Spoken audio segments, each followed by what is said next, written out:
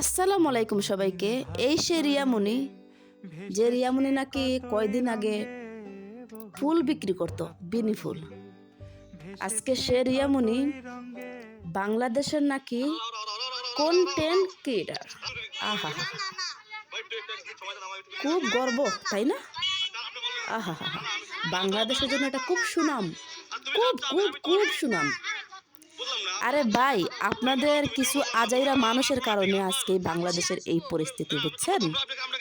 দেখেন, এখন কি শিক্ষা হচ্ছে আপনাদের? এখন শিক্ষা হচ্ছে।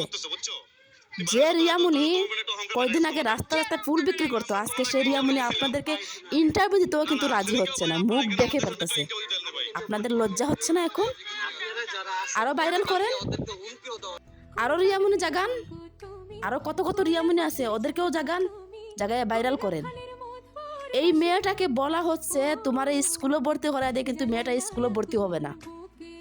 ও বলতেছে কি, আমি টিকটক করমু, ফেসবুক করমু, ইউটিউবার হমু, আমি কন্টেন্ট ক্রিয়েটার হব, আমি ভিডিও আপলোড করব, লাখ লাখ টাকা আমি ইনকাম করব, আমি স্কুলে ভর্তি হব না। এটা আমার মাথাতে আসে না।